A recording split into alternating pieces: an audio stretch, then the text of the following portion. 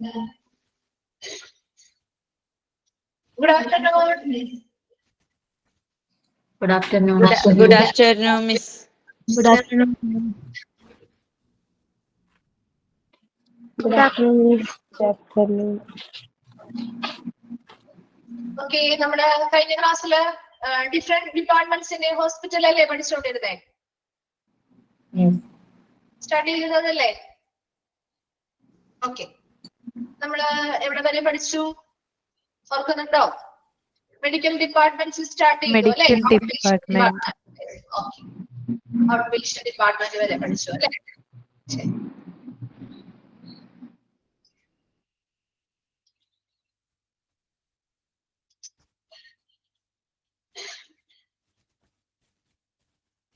Okay, അപ്പൊ നമുക്ക് just ഒന്നുകൂടി റിവൈൻഡ് ചെയ്തിട്ട് പോവാം അല്ലെ. ഒരു ഔട്ട് പേഷ്യന്റ് ഡിപ്പാർട്ട്മെന്റ് അല്ലെങ്കിൽ ഒ പി ഡി അല്ലെ. ഔട്ട് പേഷ്യന്റ് ഡിപ്പാർട്ട്മെന്റ് അല്ലെങ്കിൽ ഒ പി ഡി എന്ന് പറയുന്നത് എന്താണ്? ആ ഒരു ഡിപ്പാർട്ട്മെന്റിന്റെ പ്രത്യേകതകൾ എന്തൊക്കെയാണ് നമ്മൾ പറഞ്ഞത്?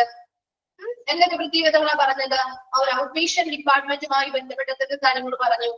ഈ ഒരു ഡിപ്പാർട്ട്മെന്റിൽ വേണ്ടിയിട്ട് ഹോസ്പിറ്റലിൽ ഈ ഒരു ഡിപ്പാർട്ട്മെന്റിൽ ആളുകൾ വരുന്നത് എന്തിനു വേണ്ടിയിട്ടാണ്? അഡ്മിഷന് വേണ്ടിയാണോ? ആണോ? ഈ ഒരു ഡിപ്പാർട്ട്മെന്റിലേക്ക് ആളുകൾ വരുന്നത്, പേഷ്യൻസ് വരുന്നത് എന്തിനു വേണ്ടിയാ? അഡ്മിഷന് വേണ്ടിയിട്ടാണോ? അല്ല, ഓൺലി ഫോർ കൺസൾട്ടേഷൻ അല്ലെ. കൺസൾട്ടേഷന് വേണ്ടി മാത്രമായിട്ടാണ് വരുന്നത് അല്ലെ. അതുപോലെ തന്നെ ഇവിടെ വരുന്ന പേഷ്യൻസ് ഡോക്ടേഴ്സിനെ കൺസൾട്ട് ചെയ്യുന്നുണ്ട്. അതിനനുസരിച്ച് അവരിൽ നിന്നും വിദഗ്ധ ഉപദേശങ്ങൾ അല്ലെ, വൈദ്യോപദേശങ്ങൾ തേടുന്നുണ്ട് അല്ലെ. അവരുടെ രോഗവുമായി ബന്ധപ്പെട്ട് എന്തൊക്കെ മരുന്നുകൾ അവർ കൊടുക്കണം അല്ലെ, അവരെന്തൊക്കെ മരുന്നുകൾ അവർ കഴിക്കണം, എത്ര ദിവസം കഴിക്കണം അല്ലെ, സർട്ടൻ പീരീഡ് ഓഫ് ടൈം, ഒരു നിശ്ചിത സമയപരിധി കൊടുക്കും അല്ലെ. ആ ഒരു നിശ്ചിത പരിമിതമായിട്ടുള്ള ആ ഒരു സമയപരിധിക്കുള്ളിൽ നമുക്ക് ആ ഒരു മരുന്ന് എത്ര പ്രാവശ്യം എത്ര ദിവസം നമ്മൾ കഴിക്കണം, എങ്ങനെയാണ് കഴിക്കേണ്ടത്, അതുമായി ബന്ധപ്പെട്ട ഒരു മെഡിക്കൽ അഡ്വൈസ് ആ ഒരു കൺസൾട്ടന്റിൽ നിന്നും അവർ സ്വീകരിക്കുന്നുണ്ട്. അതുപോലെ തന്നെ ആവശ്യമാണെങ്കിൽ നമ്മൾ അവരോട് ഫോളോ അപ്പുകൾക്ക് വേണ്ടി വരാൻ പറയാറുണ്ട് അല്ലെ. അതുപോലെ തന്നെ ഇവിടെ പറഞ്ഞു അല്ലെ, എന്താണ് ഒരു പേഷ്യൻസിന്റെ ഈ ഒരു ഔട്ട് പേഷ്യന്റ് എന്ന നിലയിൽ ഒരു പേഷ്യന്റിന്റെ ട്രീറ്റ്മെന്റിന്റെ ആ ഒരു ഹോസ്പിറ്റൽ ബൗണ്ടറി എന്ന് പറയുന്നത് എപ്പോഴാണ്, എത്ര ദിവസമാണ്? ഒരു ഔട്ട് പേഷ്യന്റ് എന്ന നിലയിൽ ഒരു പേഷ്യന്റിന്റെ ആ ഒരു പേഷ്യൻസിന് കിട്ടുന്ന ട്രീറ്റ്മെന്റുമായി ബന്ധപ്പെട്ട ആ ഒരു സേവനം എത്ര സമയത്തേക്കാണുള്ളത്? ഒരു ദിവസം അല്ലെ.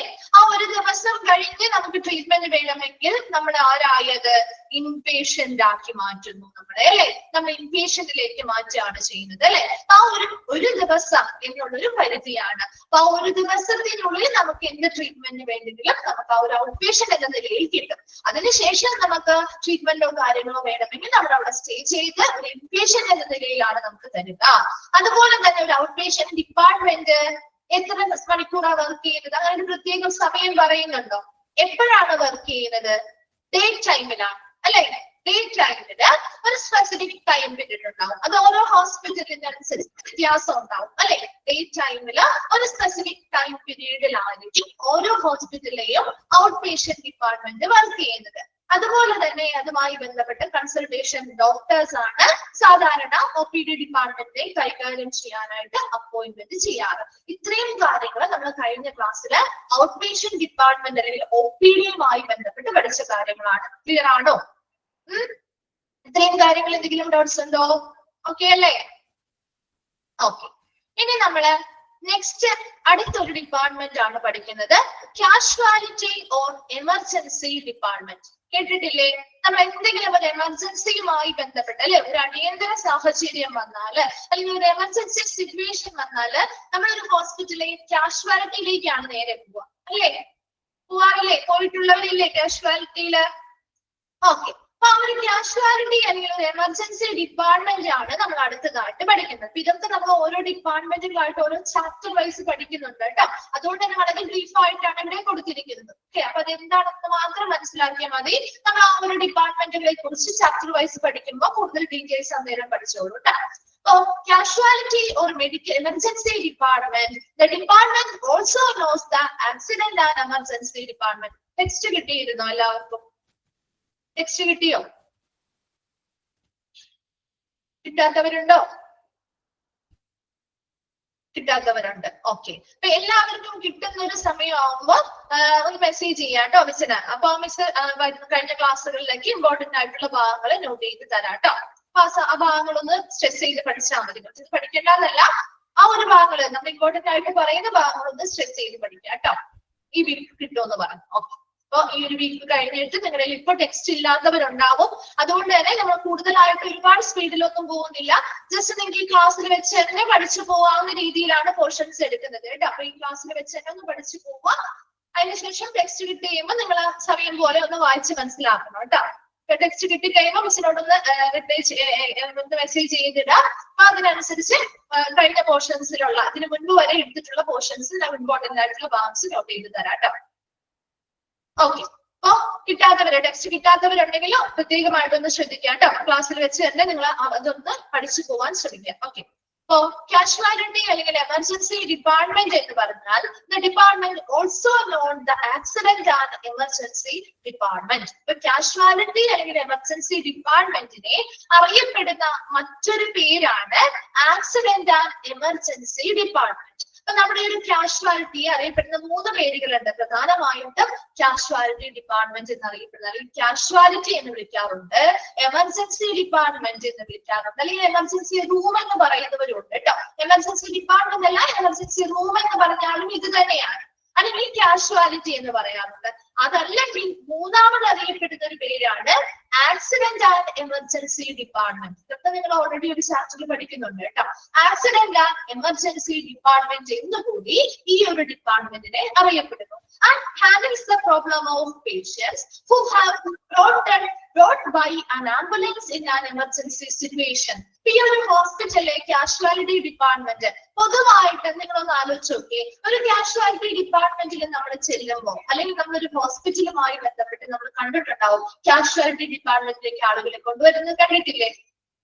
ആംബുലൻസിൽ നിന്നൊക്കെ ഇറക്കി വളരെ അടിയന്തര സാഹചര്യമായിട്ട്, അല്ലെങ്കിൽ വളരെ എമർജൻസി സിറ്റുവേഷനിലുള്ള ക്രിട്ടിക്കൽ ആയിട്ടുള്ള ആളുകളെ നമ്മൾ ആ ഒരു ആംബുലൻസിന്റെ സഹായത്തോടു കൂടിയാണ് ആ ഒരു ഹോസ്പിറ്റലിലേക്ക് കൊണ്ടുവരുന്നത് അല്ലെ. അങ്ങനെ കൊണ്ടുവരുന്ന പേഷ്യൻസിന്റെ പ്രശ്നങ്ങൾ കൈകാര്യം ചെയ്യുന്ന ഒരു ഹോസ്പിറ്റൽ ഡിപ്പാർട്ട്മെന്റ് ആണ് എന്ത് ഡിപ്പാർട്ട്മെന്റ്? കാഷ്വാലിറ്റി എന്ന് പറയാം, അല്ലെങ്കിൽ ഒരു എമർജൻസി ഡിപ്പാർട്ട്മെന്റ് എന്ന് പറയാം, അല്ലെങ്കിൽ ആക്സിഡന്റ് ആൻഡ് എമർജൻസി ഡിപ്പാർട്ട്മെന്റ് എന്ന് പറഞ്ഞാലും ഒന്ന് തന്നെയാണ്. And this department works around the clock. എന്താണ് അവിടെ ഉദ്ദേശിക്കുന്നത്? ഒരു കാഷ്വാലിറ്റി ഡിപ്പാർട്ട്മെന്റിന്റെ വർക്കിംഗ് സമയം എത്ര മണിക്കൂറായിരിക്കും? എത്ര മണിക്കൂറാണ് ഒരു കാഷ്വാലിറ്റി ഡിപ്പാർട്ട്മെന്റ് പ്രവർത്തിക്കുന്നത്? ഡേ ടൈമിൽ മാത്രമേ ഉള്ളൂ, അല്ലെങ്കിൽ നൈറ്റ് ടൈമിലാണോ? വെരി ഗുഡ്, 24 hours ആണ് അല്ലെ. 24 മണിക്കൂറും പ്രവർത്തിക്കുന്ന ഒരു ഹോസ്പിറ്റൽ ഡിപ്പാർട്ട്മെന്റ് കൂടിയാണ് കാഷ്വാലിറ്റി എന്ന് പറയുന്നത്. to deal with all kinds of emergencies അല്ലെ. എല്ലാ തരത്തിലുമുള്ള എമർജൻസി അല്ലെങ്കിൽ അടിയന്തര അവസ്ഥകളെയും കൈകാര്യം ചെയ്യുന്നതിന് വേണ്ടി സജ്ജമാക്കിയിട്ടുള്ള ഒരു റൂം കൂടിയാണ് കാഷ്വാലിറ്റി അല്ലെ. ആ ഒരു കാഷ്വാലിറ്റിയിൽ കൊണ്ടുവരുന്ന പേഷ്യൻസ് ഏതൊരു സാഹചര്യത്തിൽ നിന്ന്, ഏതൊരു അടിയന്തര സാഹചര്യത്തിൽ നിന്ന് വരുന്നു ആയിക്കോട്ടെ, ഏത് തരത്തിലുള്ള ഒരു എമർജൻസി ആയിക്കോട്ടെ, അതിനു വേണ്ടിയിട്ടുള്ള പ്രാഥമികമായിട്ടുള്ള എല്ലാ കാര്യങ്ങളും കൈകാര്യം ചെയ്യാനായിട്ട് സജ്ജമാക്കിയിട്ടുള്ള ഒരു 24 മണിക്കൂറും പ്രവർത്തിക്കുന്ന ഒരു ഹോസ്പിറ്റൽ ഡിപ്പാർട്ട്മെന്റ് ആണ് കാഷ്വാലിറ്റി ഡിപ്പാർട്ട്മെന്റ് എന്ന് പറയുന്നത്. And the patients are assessed according to the degree of injury or emergency and then given immediate treatment before being sent to a specialized department for further treatment. ഈ കാഷ്വാലിറ്റിയിലേക്ക് കൊണ്ടുവരുമ്പോ അവർ എന്ത് ചെയ്യുന്നുണ്ട്? ആ വരുന്ന ഓരോ പേഷ്യൻസിനും എത്രത്തോളം പരിക്കുകൾ പറ്റിയിട്ടുണ്ട്, അല്ലെ, അവരുടെ എമർജൻസി അല്ലെങ്കിൽ അവരുടെ ആ ഒരു അടിയന്തര അവസ്ഥയുടെ ആ ഒരു അളവ് അല്ലെങ്കിൽ ആ ഒരു തീവ്രത എത്രത്തോളമാണ്, ഇങ്ങനെയുള്ള കാര്യങ്ങളൊക്കെ വിലയിരുത്തൽ നടത്തി അവർക്ക് ആവശ്യമായിട്ടുള്ള ഇമ്മീഡിയറ്റ് ട്രീറ്റ്മെന്റ്, അവർക്ക് ആവശ്യമായ ഉടനടി അവർക്ക് ആവശ്യമായിട്ടുള്ള പരിചരണങ്ങൾ അല്ലെങ്കിൽ ട്രീറ്റ്മെന്റുകൾ അല്ലെങ്കിൽ ചികിത്സകൾ നൽകുകയും അതിനുശേഷമാണ് അവരെ അതാത് സ്പെഷ്യലൈസ്ഡ് ആയിട്ടുള്ള ഡിപ്പാർട്ട്മെന്റുകളിലേക്ക് തുടർ ചികിത്സയ്ക്കായി വിടുന്നത് അല്ലെ. ഒരു കാഷ്വാലിറ്റി അല്ലെങ്കിൽ ഒരു എമർജൻസി ഡിപ്പാർട്ട്മെന്റുമായി ബന്ധപ്പെട്ട് നമ്മൾ എന്തൊക്കെ കാര്യങ്ങളാണ് പറഞ്ഞത്?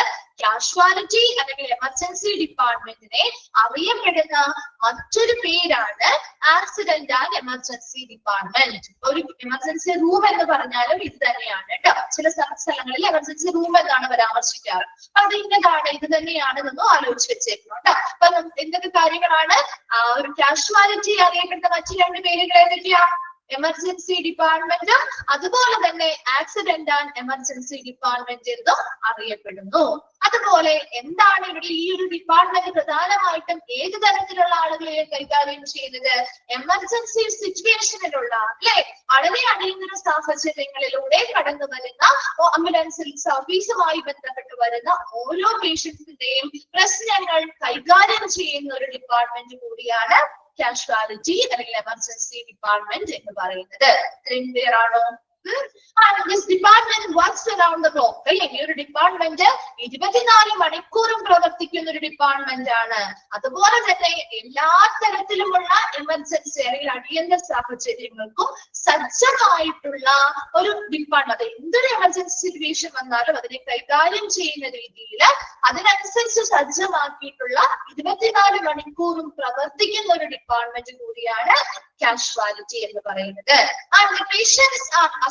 ഈ ഒരു കാഷ്വാലിറ്റി ഡിപ്പാർട്ട്മെന്റിലേക്ക് വരുന്ന ഓരോ പേഷ്യൻസിനെയും അവരുടെ പരിക്ക് എത്രത്തോളം ഉണ്ട്, അവരുടെ അടിയന്തരാവസ്ഥ, അടിയന്തരമായിട്ടുള്ള ഒരു എമർജൻസി കണ്ടീഷൻ അവരുടെ എത്രത്തോളം ഉണ്ട്, ഇങ്ങനെയുള്ള കാര്യങ്ങൾ വിലയിരുത്തുകയും അതിനനുസരിച്ച് അവർക്ക് ഉടനടി ചികിത്സ നൽകുകയും അതിനുശേഷമാണ് അവരെ അതാത് സ്പെഷ്യാലിറ്റി ഡിപ്പാർട്ട്മെന്റുകളിലേക്ക് നമ്മൾ തുടർ ചികിത്സയ്ക്കായിട്ട് വിടുന്നത്. ക്ലിയർ ആണോ? കാഷ്വാലിറ്റി ഓർ എമർജൻസി ഡിപ്പാർട്ട്മെന്റ് വേഗം ഒന്ന് വായിച്ചു നോക്കിയേ. ഇപ്പൊ ടെക്സ്റ്റ് ഇല്ലാത്തവരൊക്കെ ഒന്ന് വായിക്കാം കേട്ടോ. ടെക്സ്റ്റ് ഇല്ലാത്തവർ വേഗം ഒന്ന് വായിച്ചു നോക്കാം. എന്നിട്ട് എന്തെങ്കിലും നോട്ട്സോ കാര്യങ്ങളോ ഉണ്ടെങ്കിൽ ചോദിക്കാം. ഓക്കെ, അല്ല ഓക്കെ ആണെങ്കിൽ ഒന്ന് റിപ്ലൈ ചെയ്യാം. നമുക്ക് നെക്സ്റ്റ് ഭാഗത്തേക്ക് പോകാം.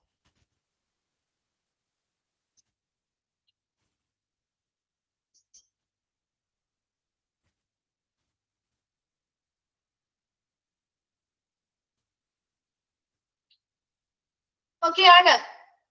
എല്ലാരും വായിച്ചു കഴിഞ്ഞോ? ക്ലിയർ ആണോ?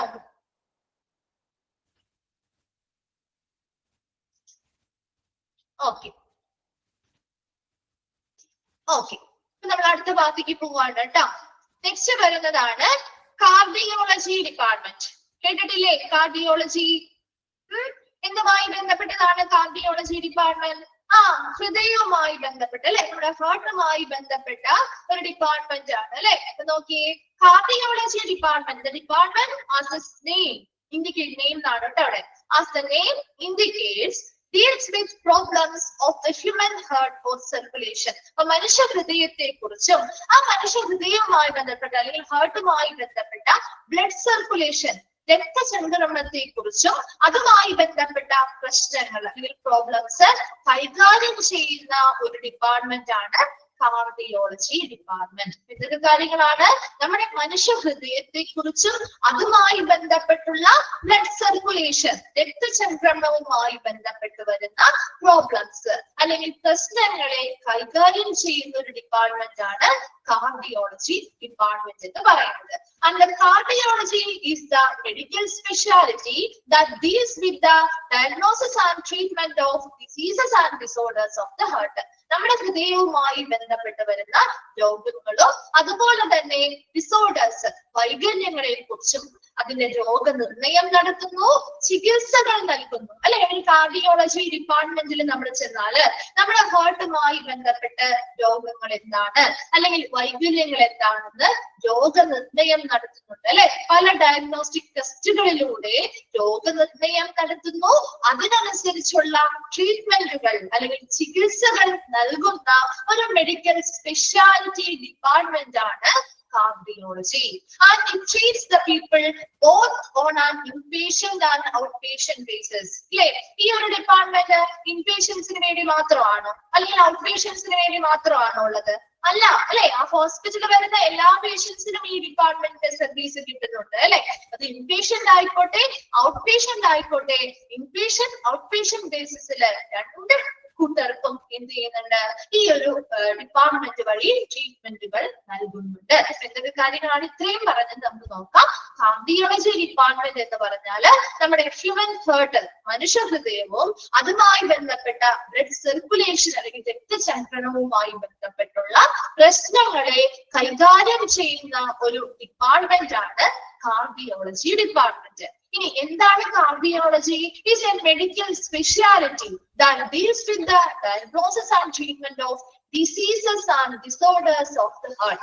ഹൃദയവുമായി ബന്ധപ്പെട്ട രോഗങ്ങളെയും അതുപോലെ തന്നെ വൈകല്യങ്ങളെയും കുറിച്ച് രോഗനിർണയം നടത്തുന്നു.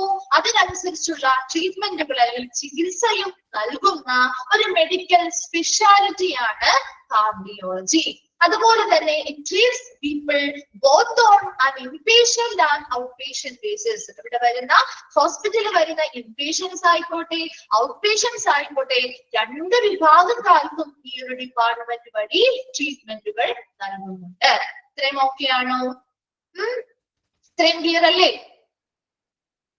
ഓക്കെ. ഇനി നെക്സ്റ്റ് പറയുന്നത് the biggest area of the heart disease treated in coronary artery diseases, example angina, coronary arteries bypass grafting, cardiovascular surgery, deals with surgical treatment of heart and blood vessels.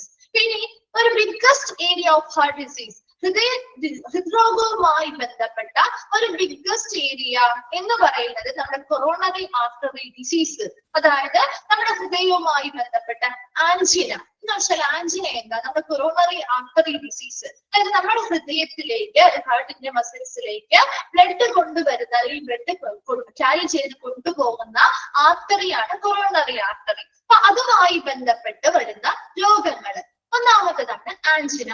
Angina എന്ന് പറഞ്ഞാല് നമ്മുടെ പ്രധാനപ്പെട്ട ഒരു heart attack വരുന്നു. അതിന്റെ ഏറ്റവും വലിയൊരു symptom എന്താ? നമ്മുടെ ഹൃദയവുമായി ബന്ധപ്പെട്ട രോഗങ്ങളുടെ ഏറ്റവും പ്രധാനപ്പെട്ട ഒരു സിംറ്റം കാണിക്കുന്നത് എന്ത് സിംറ്റമാണ്? ഹൃദയ സംബന്ധമായിട്ടുള്ളൊരു രോഗമായിരിക്കാം. എന്ന് നമുക്ക് വേദന അല്ലെ? എവിടെ ഉണ്ടാവുന്ന വേദന? ചെസ്റ്റ് പെയിൻ അല്ലെ? നെഞ്ചുവേദന അല്ലെ? അതല്ലേ നമ്മുടെ പ്രധാനപ്പെട്ട സിംറ്റമായിട്ട് നമ്മൾ പറയാറുള്ളത് അല്ലെ? അപ്പൊ ഈ ആൻജിന എന്ന് പറഞ്ഞാലും ഒരു വളരെ അതികഠിനമായിട്ടുള്ളൊരു ചെസ്റ്റ് പെയിൻ ആണ്, ഒരു നെഞ്ചുവേദനയാണ്. അതായത് നമ്മുടെ ഹാർട്ട് മസിൽസിലേക്ക് ബ്ലഡ് കൊണ്ടുവരുന്ന ഈ കൊറോണറി ആർട്ടറി മുതലായിട്ടുള്ള ആർട്ടറികള് നാരോ ആയി പോകുന്നു, അല്ലെങ്കിൽ ബ്ലഡ് ഫ്ലോ കുറയുന്നത് നമ്മുടെ ഹൃദയത്തിന്റെ മസിൽസിന് ആവശ്യമായ ഓക്സിജനേറ്റഡ് ആയിട്ടുള്ള ബ്ലഡ് കിട്ടാതെ വരുന്ന ഒരു കണ്ടീഷൻ വരുമ്പോ നമ്മുടെ ഹാർട്ടിന് അല്ലെങ്കിൽ നമ്മുടെ ഹൃദയത്തിന്റെ ആ ഒരു ചെസ്റ്റ് ഭാഗത്തുണ്ടാവുന്ന ഒരു അതികഠിനമായിട്ടുള്ള വേദനയാണ് ആൻജിന എന്ന് പറയുന്നത്. ഇങ്ങനെ ഹാർട്ട് മസിൽസിന് ആവശ്യമായിട്ടുള്ള ഓക്സിജൻ റിച്ച് ആയിട്ടുള്ള ബ്ലഡ് കിട്ടാതെ വരുമ്പോ ഈ ആൻജിന ആദ്യം നമുക്ക് സിംറ്റംസ് ആണ് കാണിക്കുക. അതിനുശേഷം അത് എന്തിലേക്ക് നയിക്കാം? നയിക്കപ്പെടാം? ഹാർട്ട് അറ്റാക്കിലേക്ക് വരാം അല്ലെ? അപ്പൊ ആൻജിന എന്ന് പറയുന്നത് ശക്തമായിട്ടുള്ള ഒരു നെഞ്ചുവേദനയാണ്. നമ്മുടെ ഹാർട്ട് മസിൽസിന് ആവശ്യമായിട്ടുള്ള ഓക്സിജനേറ്റഡ് ബ്ലഡ് നല്ല രീതിയിൽ ഫ്ലോ ചെയ്ത് വരാത്തത് മൂലം ഉണ്ടാകുന്ന ഒരു അതിന് കഠിനമായിട്ടുള്ള ഒരു ചെസ്റ്റ് പെയിനെയാണ് നമ്മൾ ആൻജിന എന്ന് പറയുന്നത്. അത് എന്തിലേക്ക് നയിക്കുന്നു അല്ലെങ്കിൽ എന്തിലേക്ക് ലീഡ് ചെയ്യുന്നു? ഹാർട്ട് അറ്റാക്ക് വരാനുള്ളൊരു സിംറ്റം ആയിട്ട് നമ്മൾ കാണുന്ന കാര്യമാണ്. അതുപോലെ തന്നെ കൊറോണറി ആർട്ടറി ബൈപ്പാസ് ഗ്രാഫ്റ്റിംഗ് കേട്ടിട്ടില്ലേ? ബൈപ്പാസ് സർജറികൾ ചെയ്യുന്നത് കേട്ടിട്ടുണ്ടോ? എന്തിനു വേണ്ടിയാ ബൈപ്പാസ് സർജറീസ് ചെയ്യുന്നത്? എന്തിനു വേണ്ടിയാണ്? പേരൊക്കെ നമ്മൾ കേട്ട് പരിചയമുള്ള പേരായിരിക്കും അല്ലെ? എന്തിനു വേണ്ടിയാ ബൈപ്പാസ് സർജറി? ബ്ലോക്ക് മാറ്റാൻ വേണ്ടിയിട്ട് അല്ലെ? നമ്മുടെ ഹാർട്ട് ബ്ലഡ് വെസൽസിലുള്ള ഹാർട്ടിലേക്കുള്ള ബ്ലഡ് വെസൽസിന് ബ്ലോക്കോ കാര്യങ്ങളോ ഒക്കെ ഉണ്ടെങ്കിൽ അത് മാറ്റാൻ വേണ്ടിയിട്ട് നമ്മൾ ചെയ്യുന്ന ഒരു പ്രൊസീജിയർ അല്ലെങ്കിൽ ഒരു സർജറിയാണ് കൊറോണറി ആർട്ടറി ബൈപ്പാസ് ഗ്രാഫ്റ്റിംഗ് അല്ലെങ്കിൽ ബൈപ്പാസ് സർജറികൾ ചെയ്യാന്ന് പറയാറുണ്ട് അല്ലെ? അതൊക്കെ ഈ കൊറോണറി ആർട്ടറി ഡിസീസുമായി ബന്ധപ്പെട്ട് നമ്മുടെ ഈ പറയുന്ന കാർഡിയോളജി ഡിപ്പാർട്ട്മെന്റ് ചെയ്യുന്ന പ്രധാനപ്പെട്ട ട്രീറ്റ്മെന്റുകൾ കൊടുക്കുന്ന പ്രധാനപ്പെട്ട ഏരിയാസ് ആണ്. അതുപോലെ തന്നെ കാർഡിയോ വാസ്കുലാർ സർജറികൾ, അതായത് that deals with surgical treatment of heart and blood vessels. അപ്പൊ കാർഡിയോ വാസ്കുലാർ എന്ന പേര് കൊണ്ട്, കാർഡിയോ എന്ന പേര് കേട്ടാൽ ഉടനെ നമ്മൾ എന്തുമായിട്ട് റിലേറ്റഡ് ആക്കണം? കാർഡിയോ എന്ന് പറയുന്ന വേർഡ് കേൾക്കുമ്പോൾ നമ്മൾ എന്തുമായിട്ട് റിലേറ്റഡ് ആവുന്നത്? ഹൃദയവുമായി ബന്ധപ്പെട്ട അല്ലെ, ഹാർട്ടുമായി ബന്ധപ്പെട്ട. ഇനി വാസ്കുലാർ എന്ന് പറയുമ്പോഴോ ബ്ലഡ് വെസൽസ്. ഹൃദയവും അതുമായി ബന്ധപ്പെട്ട് സറൗണ്ട് ചെയ്ത് കിടക്കുന്ന ബ്ലഡ് വെസൽസും അല്ലെ. അപ്പൊ ഇവിടെ കാർഡിയോ വാസ്കുലാർ സർജറി എന്ന് പറയുമ്പോ എന്തായിരിക്കും? The surgical treatment of heart and blood vessels. ഹൃദയവും അതുമായി ബന്ധപ്പെട്ട ബ്ലഡ് വെസൽസിലും ഉണ്ടാകുന്ന സർജിക്കൽ ട്രീറ്റ്മെന്റുകളെയാണ് കാർഡിയോ വാസ്കുലാർ സർജറി എന്ന് പറയുന്നത്. ഇത്രയും ക്ലിയർ ആണോ? അപ്പൊ ഏറ്റവും ബിഗ്ഗസ്റ്റ് ഏരിയ നമ്മുടെ കാർഡിയോളജി ഡിപ്പാർട്ട്മെന്റുമായി ബന്ധപ്പെട്ട് ഏറ്റവും കൂടുതൽ നമ്മൾ ട്രീറ്റ്മെന്റുകളും കാര്യങ്ങളും കൊടുക്കുന്നത് കൊറോണറി ആർട്ടറി ഡിസീസുകൾക്ക് വേണ്ടിയിട്ടാണ്. അതായത് പ്രധാനപ്പെട്ടവയാണ് ഇതുപോലെയുള്ള അതികഠിനമായിട്ട് നെഞ്ചുവേദനകൾ വരിക, അതുപോലെ തന്നെ ബൈപ്പാസ് സർജറികള്, അതുമായി ബന്ധപ്പെട്ട കാര്യങ്ങള്, അതുപോലെ തന്നെ കാർഡിയോ വാസ്കുലാർ സർജറികൾ എന്ന് വെച്ചാൽ എന്താ?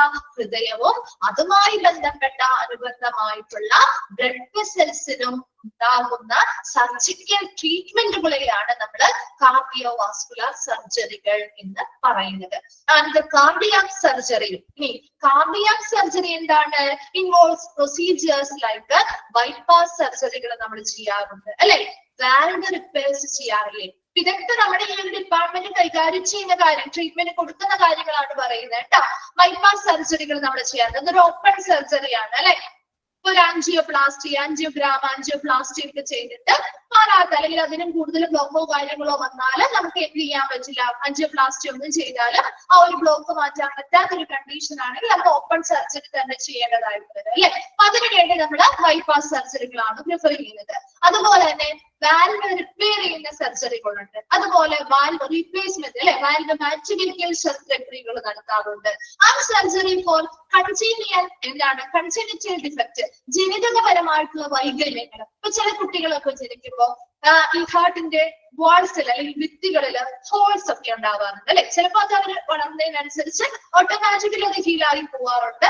അല്ലെങ്കിൽ ഇതുപോലെ എന്തെങ്കിലും മൈനറായിട്ടുള്ള ചിലപ്പോൾ സർജറികൾ കാര്യങ്ങളിലൂടെ ആയിരിക്കും അങ്ങനെയുള്ള കൺജനിറ്റൽ ആയിട്ടുള്ള ജനിതകപരമായിട്ടുള്ള അല്ലെ, ജന്മനായുള്ള വൈകല്യങ്ങൾ കാര്യങ്ങൾ നമുക്ക് എന്ത് ചെയ്യാൻ പറ്റും? ട്രീറ്റ്മെന്റ് കൊടുക്കാൻ പറ്റും. അതുപോലെ vascular deals with the disease of blood vessels. ഈ ഹാർട്ടുമായി ബന്ധപ്പെട്ട സ്പീഡ് കൂടുന്നുണ്ടോ? കുറയ്ക്കാലോ. അതുപോലെ തന്നെ ഹാർട്ടുമായി ബന്ധപ്പെട്ട വാസ്കുലാർ ഡീൽസ് എന്ന് പറഞ്ഞാൽ എന്താ? ബ്ലഡ് വെസൽസ്, ഹാർട്ടുമായി ബന്ധപ്പെട്ട ബ്ലഡ് വെസൽസിന് എന്തെങ്കിലും ഡിസീസോ കാര്യങ്ങളോ വന്നാൽ അതിനെ കൈകാര്യം ചെയ്യുന്ന ഇടങ്ങളുണ്ട്. അതുപോലെ പീസ് മേക്കർ ഇംപ്ലാന്റേഷൻ കണ്ടിട്ടില്ലേ? പീസ് മേക്കർ സ്ഥാപിക്കുക. അതുപോലെ ട്രീറ്റ്മെന്റ് ഫോർ മയോകാർഡിയൽ ഇൻഫാക്ഷൻ. എന്താണ് ഒരു മയോകാർഡിയൽ ഇൻഫാക്ഷൻ? അതിനെ അറിയപ്പെടുന്ന നമുക്ക് കോമൺ ആയിട്ട് വിളിക്കുന്ന പേരെന്താ അറിയോ? Myocardial infarction. നമ്മൾ കോമൺ ആയിട്ട് വിളിക്കുന്ന പേര് അറിയാമോ? അറിയില്ല? ആർക്കും അറിയില്ല? കേട്ടിട്ടേ ഇല്ല. ഹാർട്ട് അറ്റാക്ക് എന്ന് കേട്ടിട്ടുണ്ടോ? അത് പരിചയമുള്ള കോമൺലി നമ്മൾ വിളിക്കുന്ന ടേം അല്ലേ? നമ്മൾ പരിചയമുള്ള ഒരു ടേം അല്ലേ? അല്ലേ?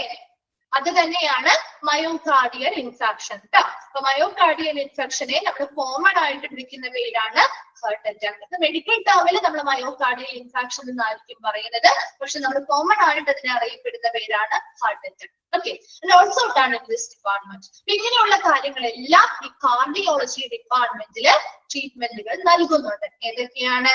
ആൻജിന, ഒരു അതികഠിനമായിട്ടുള്ള നെഞ്ചുവേദനകൾക്ക്, അതുപോലെ തന്നെ ബൈപ്പാസ് സർജറികളുമായി ബന്ധപ്പെട്ട കാര്യങ്ങള്, അതുപോലെ ഹൃദയവും അതുമായി ബന്ധപ്പെട്ട ബ്ലഡ് വെസൽസുമായി ബന്ധപ്പെട്ട ഇതിൽ ഉൾപ്പെടുന്നത് ഏതൊക്കെയാണെന്നുള്ള രീതിയിലായിരിക്കും കേട്ടോ ചോദിക്കുന്നത്. ഈ ഒരു കാർഡിയോളജി ഡിപ്പാർട്ട്മെന്റിലെ ട്രീറ്റ്മെന്റുകളിൽ ഉൾപ്പെടുന്നവ ഏതൊക്കെയാവാം, അല്ലെങ്കിൽ ഇതിൽ ഇൻക്ലൂഡഡ് ആയിട്ടുള്ളത് ഏതൊക്കെയാവാം, അങ്ങനെയാണ് ചോദിക്കുക. അല്ലാതെ സ്പെസിഫിക് ആയിട്ട് ഓരോന്നും എടുത്ത് ചോദിക്കാറില്ല. അതുപോലെ തന്നെ ചോദിക്കാവുന്നതാണ് cardio vascular surgery deals with dash, അല്ലെങ്കിൽ deals with the surgical treatment of dash എന്ന് ചോദിക്കാം. ഹാർട്ട് ആൻഡ് ബ്ലഡ് വെസൽസ്, അങ്ങനെയുള്ള രീതിയിലുള്ള ക്വസ്റ്റ്യൻസ് ആയിരിക്കും കേട്ടോ. അപ്പൊ അത് മിസ് അടുത്ത നോട്ട് വരുമ്പോൾ പറഞ്ഞു തരാം കേട്ടോ. ഇമ്പോർട്ടന്റ് ആയിട്ടുള്ളത് ഒരുമിച്ച് എല്ലാവർക്കും ഒരുമിച്ച് ചെയ്താലോ. അപ്പൊ അങ്ങനെയുള്ള കാര്യങ്ങളാണ് ഈ ഒരു ഭാഗത്ത് നിന്ന് ചോദിക്കുക കേട്ടോ. അപ്പൊ ബിഗ്ഗസ്റ്റ് ഏരിയ ഏതൊക്കെയാണ്, അതിൽ ഏതൊക്കെ കാര്യങ്ങൾ ഈ ഒരു കാർഡിയോളജി ഡിപ്പാർട്ട്മെന്റുമായി ബന്ധപ്പെട്ട്. സെക്കൻഡ് കാര്യം റിപ്പീറ്റ് ചെയ്യാം കേട്ടോ. നമ്മൾ ഒന്നുകൂടി പറഞ്ഞുകൊണ്ടിരിക്കുകയാണ് കേട്ടോ. ഒന്നുകൂടി മിസ് എല്ലാം ഒന്ന് പറഞ്ഞു തരാം കേട്ടോ. അപ്പൊ കാർഡിയോളജി ഡിപ്പാർട്ട്മെന്റുമായി ബന്ധപ്പെട്ട് ഈ ഒരു ഡിപ്പാർട്ട്മെന്റ് എന്തിനു വേണ്ടി അത് ആദ്യം മനസ്സിലാക്കണം കേട്ടോ.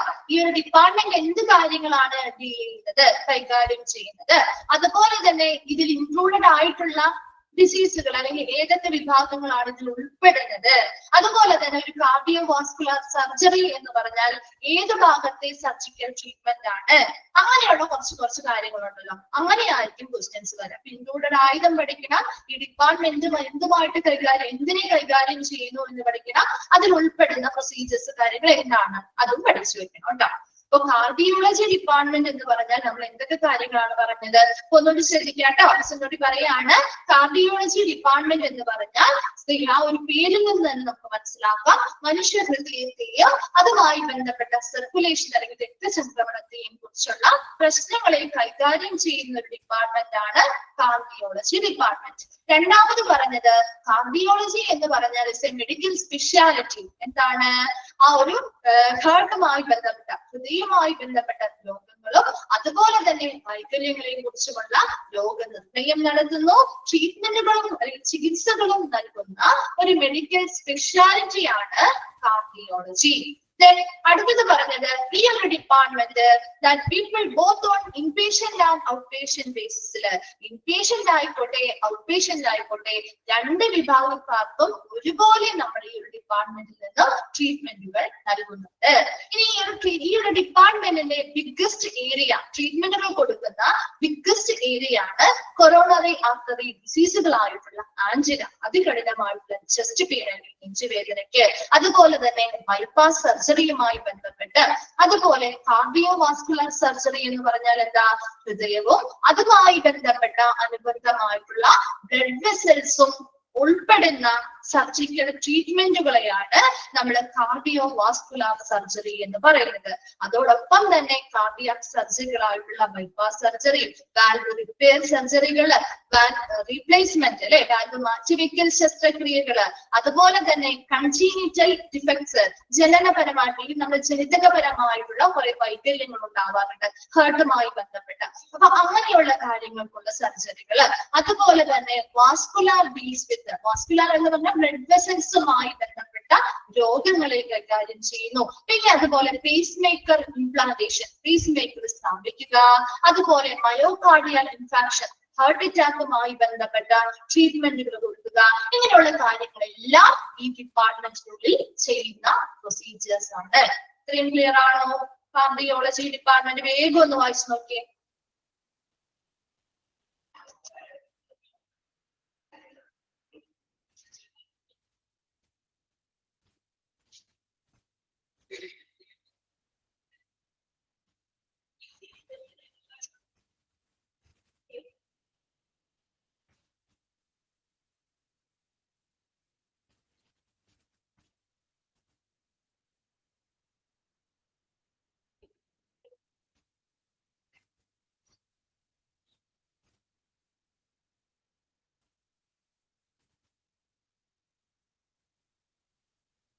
നോട്ട്സ് ഉണ്ടാവില്ല കേട്ടോ.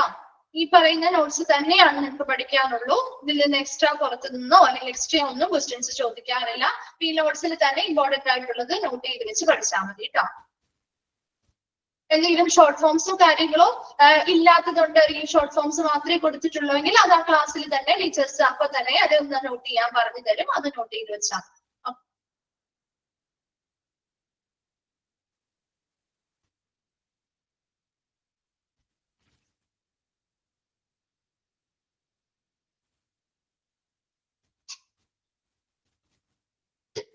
ക്ലിയർ ആണോ? കാർഡിയോളജി ഡിപ്പാർട്ട്മെന്റ് വായിച്ച് കംപ്ലീറ്റ് ആയോ? ഓക്കെ ആണോ? ഓക്കെ, നെക്സ്റ്റ് ഡിപ്പാർട്ട്മെന്റിലേക്ക് പോവാം. നെക്സ്റ്റ് വരുന്നതാണ് അനസ്തീഷ്യോളജി ഡിപ്പാർട്ട്മെന്റ്. അനസ്തീഷ്യോളജി ഡിപ്പാർട്ട്മെന്റ് എന്താണ് ആ ഒരു ഡിപ്പാർട്ട്മെന്റിന്റെ പ്രത്യേകത? അതെ, വേദന അറിയാതിരിക്കാൻ വേണ്ടി നമ്മൾ സർജറിക്കൊക്കെ വേണ്ടിയിട്ട് അല്ലെങ്കിൽ മറ്റെന്തെങ്കിലും പ്രൊസീജിയേഴ്സ് ചെയ്യുന്നതുമായി ബന്ധപ്പെട്ട് നമ്മുടെ അനസ്തേഷ്യ കൊടുക്കാറുണ്ട് അല്ലെ. അപ്പൊ അനസ്തീഷ്യ കൊടുക്കുന്ന ഒരു ഡിപ്പാർട്ട്മെന്റ് പേഷ്യൻസിന് സർജറിക്ക് വേണ്ടി മാത്രമല്ല, നമുക്ക് മറ്റെന്തെങ്കിലും പ്രൊസീജിയേഴ്സോ കാര്യങ്ങളോ ചെയ്യണം, സർജറി പോലെ ചെറിയ രീതിയിലുള്ള എന്തെങ്കിലും പ്രൊസീജിയേഴ്സോ വേദന ഉണ്ടാവുന്ന രീതിയിലുള്ള പ്രൊസീജിയേഴ്സോ കാര്യങ്ങളോ ചെയ്യണമെങ്കിലും നമ്മുടെ ചെറിയ രീതിയിലുള്ള അനസ്തീഷ്യ കാര്യങ്ങൾ കൊടുക്കാറുണ്ട് അല്ലെ, വേദന കുറയ്ക്കാൻ വേണ്ടിയിട്ട് അല്ലെങ്കിൽ വേദന അറിയാതിരിക്കാൻ വേണ്ടിയിട്ട്. ആ ഒരു ഡിപ്പാർട്ട്മെന്റ് ആണ് നമ്മുടെ അനസ്തീഷ്യോളജി department എന്ന് പറയുന്നത്. The doctor in this department administer anesthesia for patients for procedures and surgeries. ശസ്ത്രക്രിയകൾക്കും മറ്റെന്തെങ്കിലും പ്രൊസീജിയേഴ്സിനും വേണ്ടിയിട്ട് പേഷ്യൻസിന് അനസ്തീഷ്യ നൽകുന്ന ഡിപ്പാർട്ട്മെന്റ് അല്ലെങ്കിൽ അവിടുത്തെ ഡിപ്പാർട്ട്മെന്റിലെ ഡോക്ടേഴ്സ് ആണ് അവർ അനസ്തീഷ്യ നൽകുന്നത്. അങ്ങനെ പേഷ്യൻസിന് അനസ്തീഷ്യ നൽകുന്ന ഒരു ഡിപ്പാർട്ട്മെന്റ് ആണ് അനസ്തീഷ്യോളജി ഡിപ്പാർട്ട്മെന്റ് എന്ന് പറയുന്നത്. അനസ്തീഷ്യോളജി അഡ്മിനിസ്റ്റർ. ഇപ്പൊ 3 രീതിയിൽ നമുക്ക് പേഷ്യൻസിന് അനസ്തീഷ്യ കൊടുക്കാം. 3 എണ്ണമാണ്. അതിൽ ഫസ്റ്റ് വണ്ണാണ് ജനറൽ അനസ്തീഷ്യ, സെക്കൻഡ് വണ്ണാണ് ലോക്കൽ അനസ്തീഷ്യ, തേർഡ് വണ്ണാണ് റീജിയണൽ അനസ്തീഷ്യ. എപ്പോഴും ക്വസ്റ്റ്യൻ വരാറുള്ള ഒരു ഭാഗമാണ് കേട്ടോ. ജനറൽ അനസ്തീഷ്യ എന്ന് പറയുമ്പോൾ ആ പേരിൽ നിന്ന് തന്നെ നിങ്ങൾ ഒന്ന് മനസ്സിലാക്കി വെച്ചാൽ മതി. ജനറൽ അനസ്തീഷ്യ എന്ന് പറയുമ്പോൾ എന്തായിരിക്കും? അത് പേര് കേട്ടിട്ട് എന്തെങ്കിലും ഒരു ഐഡിയ കിട്ടുന്നുണ്ടോ? ജനറൽ അനസ്തീഷ്യ ഒരു ഐഡിയയും ഇല്ല, ഒരു ഐഡിയയും കിട്ടുന്നില്ല എന്നാണോ?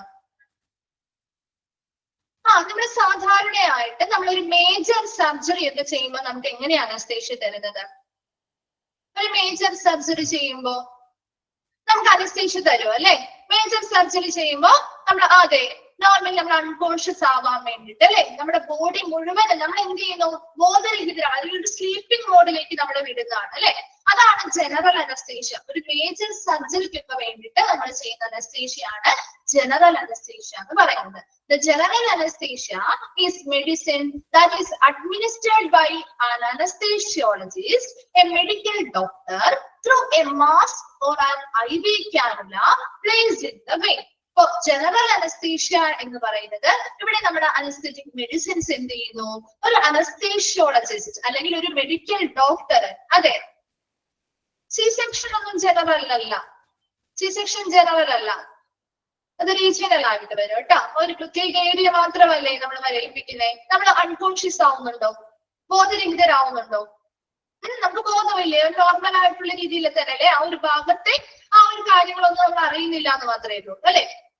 അതേസമയം നമ്മൾ മെയിൻ ആയിട്ടുള്ള ഒരു വലിയ സർജറികളാണ് ചെയ്യുന്നതെങ്കിൽ നമ്മൾ അൺകോൺഷ്യസ് ആക്കുകയാണ് ചെയ്യുന്നത് അല്ലെ. അതാണ് ജനറൽ അനസ്തീഷ്യ എന്ന് പറയുന്നത്. അത് മെഡിക്കൽ ഡോക്ടർ ആയിട്ടുള്ള ഒരു അനസ്തീഷ്യോളജിസ്റ്റ് ആയിരിക്കും ഈ മെഡിസിൻസ് അവർക്ക് നൽകുന്നത്. അത് എന്തിലൂടെയാണ്? ത്രൂ എ മാസ്ക്, ഫേസ് മാസ്കിലൂടെ നമ്മുടെ അനസ്തെറ്റിക് ഗ്യാസസ് ഉപയോഗിച്ചുകൊണ്ട് വേണമെങ്കിൽ കൊടുക്കാം. അല്ലായെങ്കിൽ IV കാനുല, ഇൻട്രാവീനസ്, IV എന്ന് പറയുന്നത് എന്താ? Intravenous cannula place in the vein. നമ്മുടെ വെയിനിൽ പ്ലേസ് ചെയ്തിട്ടുള്ള IV കാനുലാസിന്റെ സഹായത്തോടു കൂടി നേരിട്ട് നമുക്ക് വെയിൻസിൽ ഇൻജെക്ട് ചെയ്ത് ഈ മരുന്നുകൾ കൊടുക്കാവുന്നതാണ്. And when the anesthesia is working, patient will become unconscious. ഈ ഒരു അനസ്തീഷ്യ കൊടുത്ത ഒരു മരുന്ന് പ്രവർത്തിക്കാൻ തുടങ്ങുമ്പോൾ ആ പേഷ്യന്റ് എന്താവുന്നു? അൺകോൺഷ്യസ് ആവുന്നു അല്ലെ. അവരൊരു അബോധാവസ്ഥയിലേക്ക് അല്ലെങ്കിൽ ഒരു സ്ലീപ്പിംഗ് മോഡിലേക്ക് അവര് മാറുന്ന ഒരു അനസ്തീഷ്യയാണ് ജനറൽ അനസ്തീഷ്യ. ഈ ഒരു അനസ്തീഷ്യ ചെയ്തു കഴിഞ്ഞാൽ ഒരിക്കലും ആ പേഷ്യന്റ് ആ പ്രൊസീജിയർ ചെയ്യുന്നത് അറിയുന്നില്ല. കാരണം അവർ അൺകോൺഷ്യസ് ആണ്.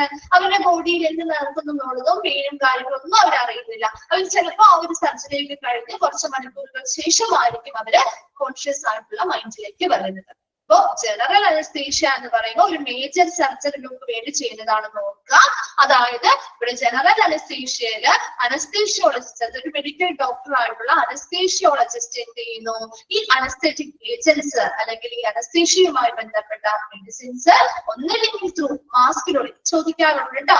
ജനറൽ അനസ്തീഷ്യയിലൂടെ ഏതൊക്കെ രീതിയിൽ നമുക്ക് മെഡിസിൻസ് അഡ്മിനിസ്റ്റർ ചെയ്ത് പേഷ്യൻസിന് നൽകാൻ പറ്റും? ത്രൂ മാസ്കിലൂടെ നൽകാം, അല്ലെങ്കിൽ IV ക്യാനുല വെയിനിൽ പ്ലേസ് ചെയ്തിട്ടുള്ള ഇൻട്രാവീനസ് ക്യാനുല വഴി നേരിട്ട് അതിലൂടെ ഇഞ്ചക്ഷൻ കൊടുത്തുകൊണ്ട് ഇഞ്ചക്ട് ചെയ്ത് നമുക്ക് ചെയ്യാം. അല്ല എങ്കിൽ അനസ്തെറ്റിക് ഗ്യാസുകൾ ഉപയോഗിച്ചുകൊണ്ട് നമ്മുടെ ഫേസ് മാസ്കിലൂടെയും നമുക്ക് എന്ത് ചെയ്യാം, ആ അനസ്തേഷ്യ അവരുടെ ബോഡിയിലുള്ളിലേക്ക് കൊടുക്കാൻ പറ്റും. And while the anesthesia is working, patient will become unconscious. ഏത് അനസ്തേഷ്യ, ഈ ടൈപ്പിൽ ഏത് അനസ്തേഷ്യ കൊടുക്കുമ്പോഴാണ് പേഷ്യൻസ് അൺകോൺഷ്യസ് ആവുന്നത് എന്ന് ചോദിക്കാറുണ്ട് കേട്ടോ. ഏത് അനസ്തേഷ്യ കൊടുക്കുമ്പോഴാണ്? ജനറൽ അനസ്തേഷ്യ കൊടുക്കുമ്പോഴാണ് പേഷ്യൻസ് അൺകോൺഷ്യസ് ആവുന്നതിൽ അബോധാവസ്ഥയിലേക്ക് ആവുന്നത്. ഓക്കെ, ഇത്രയും ക്ലിയർ ആണോ? ഫസ്റ്റ് ടൈപ്പ് ക്ലിയർ ആണോ? ഓക്കെ, സെക്കൻഡ് വൺ ആണ് ലോക്കൽ അനസ്തേഷ്യ. ഈ ലോക്കൽ അനസ്തേഷ്യ വളരെ എളുപ്പമാണ്. നമ്മുടെ ഡെന്റിസ്റ്റുകളുടെ അടുത്ത് പോവാറില്ലേ? പല്ല് സംബന്ധമായിട്ടുള്ള കാര്യങ്ങൾക്ക് വേണ്ടി നമ്മൾ ഡെന്റിസ്റ്റുകളുടെ അടുത്ത് പോവാറില്ലേ? അവര് ചെയ്യുന്ന IVയുടെയോ ഇൻട്രാവീനസ്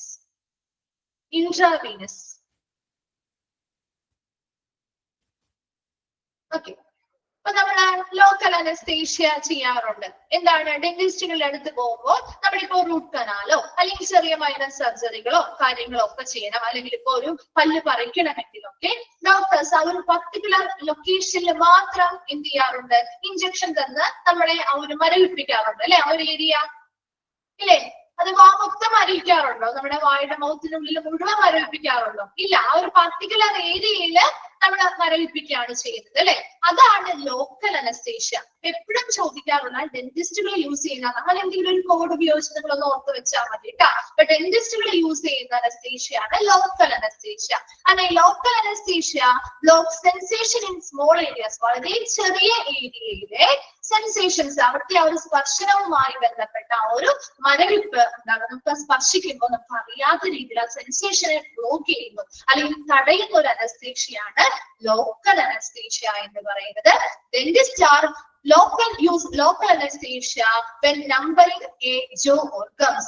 പല്ലിന്റെ അല്ലെങ്കിൽ ആ ഒരു പല്ലിന്റെ ആ ഒരു ഭാഗത്ത് നമുക്കിപ്പോ റൂട്ട് കനാൽ ചെയ്യണോ അല്ലെങ്കിൽ മൈനർ സർജറി ചെയ്യണോ അല്ലെങ്കിൽ പല്ല് അവിടെ പറിച്ചു കളയണോ ഒക്കെ വേണമെങ്കിൽ ആ ലോക്കൽ ആയിട്ടുള്ള ആ ഒരു പർട്ടിക്കുലർ ഏരിയയിൽ മാത്രം, ആ ഒരു സ്മോൾ ഏരിയയിൽ മാത്രം എന്ത് ചെയ്യുന്നു? മരവിപ്പിക്കുന്ന ആ ഒരു പ്രൊസീജിയറാണ് ഡെന്റിസ്റ്റുകൾ യൂസ് ചെയ്യുന്ന ഒരു പ്രൊസീജിയറാണ് ലോക്കൽ അനസ്തേഷ്യ എന്ന് പറയുന്നത്. ജനറൽ അനസ്തേഷ്യ പറഞ്ഞു, ലോക്കൽ അനസ്തേഷ്യ പറഞ്ഞു. രണ്ടും ഓക്കെ ആണോ? അത് രണ്ടും മനസ്സിലായാൽ മാത്രമേ റീജിയണൽ അനസ്തേഷ്യ പറയുമ്പോൾ മനസ്സിലാവുള്ളൂ കേട്ടോ. ഇനി തേർഡ് വൺ ആണ് റീജിയണൽ അനസ്തേഷ്യ. റീജിയണൽ അനസ്തേഷ്യക്ക് ഒരു എക്സാമ്പിൾ ആണ് നിങ്ങൾ നേരത്തെ ഒരാൾ ചോദിച്ച പോലെ സിസേറിയൻ സെക്ഷൻസ് അല്ലെ? സി സെക്ഷൻ ഓപ്പറേഷൻസ് നടത്തുമ്പോ എങ്ങനെയാ? നമ്മുടെ ആ ഒരു സ്പെസിഫിക് റീജിയൻ, ആ ഒരു സ്പെസിഫിക് അരക്കി കീഴ് കാണിക്കാം, അല്ലെങ്കിൽ ആ ഒരു സ്പെസിഫിക് റീജിയൻ മാത്രമേ നമ്മൾ എന്ത് ചെയ്യുന്നുള്ളൂ? മരവിപ്പിക്കുന്നുള്ളൂ അല്ലെ?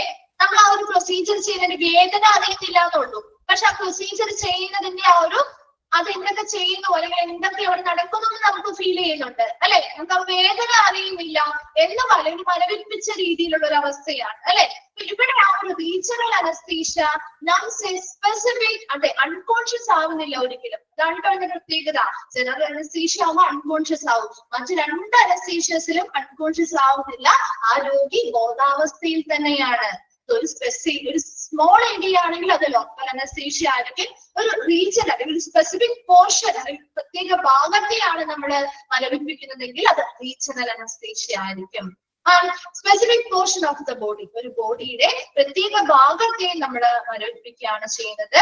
And caesarean sections are done with regional anaesthesia.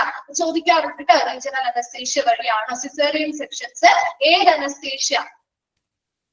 PNC ചെയ്യുമ്പോഴൊക്കെ ചെയ്യാറുണ്ട്, ശരിയാണ്. അപ്പൊ ഇവിടെ സിസേറിയൻ സെക്ഷൻസ് ഒക്കെ ചെയ്യുമ്പോൾ നമ്മൾ ഏത് അനസ്തീഷ്യയാണ് ഉപയോഗിക്കുന്നത് എന്ന് ചോദിക്കാറുണ്ട് കേട്ടോ. ഏതാണ്? റീജിയണൽ അനസ്തീഷ്യ ആണ് ചെയ്യുന്നത്. അതുപോലെ ഇപ്പൊ ഒരു അനസ്തീഷ്യ, ഇപ്പൊ 3 അനസ്തീഷ്യ ഇത് മാത്രമേ 3 ടൈപ്പേ പറയുന്നുള്ളൂ കേട്ടോ. 3 ഉണ്ട്. ഏതൊക്കെയാണ്? General anaesthesia, local anaesthesia, regional anaesthesia. ഒരു അനസ്തീഷ്യോളജി എന്ന് പറയുന്ന ഡിപ്പാർട്ട്മെന്റ് എന്തിനു വേണ്ടിയിട്ടുള്ള ഡിപ്പാർട്ട്മെന്റ് ആണ്? അവിടെ വരുന്ന പേഷ്യൻസിന്, ആ ഹോസ്പിറ്റലിലുള്ള പേഷ്യൻസിന് സർജറികൾക്ക് വേണ്ടിയിട്ടോ അല്ലെങ്കിൽ മറ്റെന്തെങ്കിലും പ്രൊസീജിയേഴ്സുമായി ബന്ധപ്പെട്ടോ അനസ്തേഷ്യ നൽകുന്നതിന് വേണ്ടിയിട്ടുള്ള ഒരു ഡിപ്പാർട്ട്മെന്റ് ആണ് അനസ്തേഷ്യോളജി ഡിപ്പാർട്ട്മെന്റ്. അപ്പൊ 3 ടൈപ്പ് ഓഫ് അനസ്തേഷ്യാസ് നമ്മൾ പഠിച്ചു. General anaesthesia, local anaesthesia, regional anaesthesia. അതിൽ ജനറൽ അനസ്തേഷ്യയിൽ പറയുന്നത് മെഡിസിൻസ് എങ്ങനെയാണ് നമ്മൾ നൽകുന്നത്, അനസ്തേഷ്യോളജിസ്റ്റ് അല്ലെങ്കിൽ മെഡിക്കൽ ഡോക്ടർ അല്ലെങ്കിൽ ഒരു അനസ്തേഷ്യോളജിസ്റ്റ് ആണ് അത് നൽകുന്നത്. അത് ഒന്നില്ലെങ്കിൽ മാസ്കിലൂടെ അല്ലെങ്കിൽ IV ക്യാനുല, നമ്മുടെ വെയിൻസിൽ പ്ലേസ് ചെയ്തിട്ടുള്ള IV ക്യാനിലൂടെയാണ് കൊടുക്കുന്നത്. അതുപോലെ തന്നെ ഈ ഒരു അനസ്തേഷ്യ അവരുടെ മൂലയിൽ എത്തിക്കഴിഞ്ഞത് പ്രവർത്തിക്കാൻ തുടങ്ങുമ്പോൾ ആ പേഷ്യൻസ് അബോധാവസ്ഥയിലേക്ക് മാറുകയും ചെയ്യും. ലോക്കൽ അനസ്തേഷ്യ എന്ന് പറയുമ്പോൾ അതെന്താണ്, പ്രത്യേകമായിട്ടൊരു ചെറിയ ഏരിയ മാത്രം അല്ലെ, അൺകോൺഷ്യസ് ആവുന്നില്ല, മറിച്ചൊരു ചെറിയ ഏരിയയിൽ മാത്രം നമ്മുടെ അവിടുത്തെ സെൻസേഷനെ മരവിപ്പിക്കുകയാണ് ചെയ്യുന്നത്. ഡെന്റിസ്റ്റുകള് ഡെന്റൽ വിഭാഗവുമായി ബന്ധപ്പെട്ട അവർ ഉപയോഗിക്കുന്ന പല്ല് പറിക്കുന്നതിന് വേണ്ടിയോ അല്ലെങ്കിൽ മറ്റു റൂട്ട് കനാലുകൾക്ക് വേണ്ടിയോ അല്ലെങ്കിൽ മറ്റെന്തെങ്കിലും മൈനർ സർജറീസ് കാര്യങ്ങൾ നടത്തുന്നതിന് വേണ്ടിയോ ഒക്കെ ഡെന്റിസ്റ്റുകൾ ഉപയോഗിക്കുന്നത് ലോക്കൽ അനസ്തേഷ്യ ആണ്. മൂന്നാമത് പറയുന്നത് റീജിയണൽ അനസ്തേഷ്യ. റീജിയണൽ അനസ്തേഷ്യ എന്ന് പറഞ്ഞാൽ ബോഡിയുടെ ഒരു സ്പെസിഫിക് പോർഷൻ, ഒരു ഭാഗം നമ്മൾ മരവിപ്പിക്കുകയാണ് ചെയ്യുന്നത്.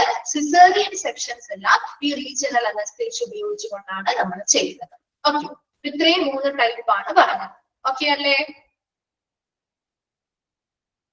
ഇവിടെ ആ ഒരു IV-യിലൂടെയാണോ അല്ല എന്നുള്ളതല്ല, നമ്മളത് ജനറൽ അനസ്തേഷ്യ മാത്രം പ്രത്യേകമായിട്ട് പറയുന്നുള്ളൂ കേട്ടോ. കാരണം ജനറൽ അനസ്തേഷ്യ പ്രത്യേകമായിട്ട് പറയുന്ന മാസ്ക് ഉപയോഗിച്ച് 2 മെത്തേഡിലൂടെ ചെയ്യാം എന്ന രീതിയാണ്. ഓക്കെ, അത് മാത്രം പ്രത്യേകിച്ച് പറയുന്നുള്ളൂ. മറ്റുള്ളത് നമുക്ക് മനസ്സിലാവുമല്ലോ, അറിയാലോ നമുക്ക് ചെയ്തത് എങ്ങനെയാണെന്നുള്ളത്. അതുകൊണ്ടാണ് അവിടെ പ്രത്യേകമായിട്ട് എടുക്കാറ്. IV-യിലൂടെ തന്നെ ചെയ്യുന്നതാണ് കേട്ടോ.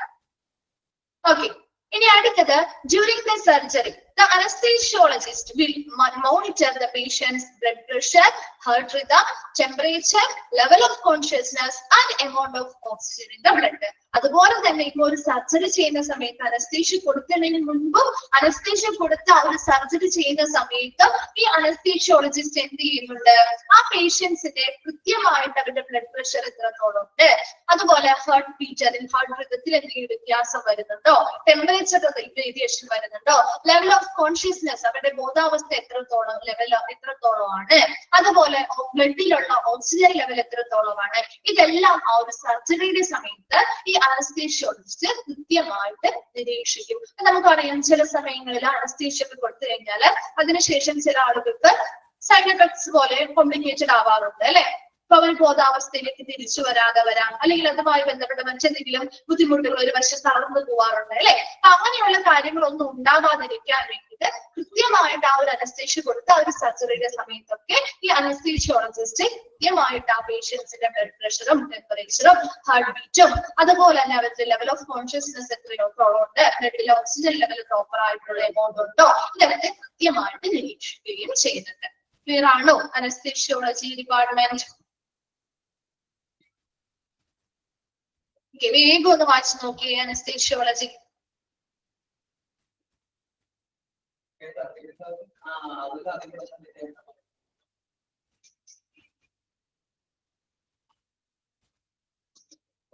നംസ് എന്ന് പറഞ്ഞാൽ മരവിപ്പിക്കുക കേട്ടോ, ആ ഒരു ഏരിയ മരവിപ്പിക്കുക.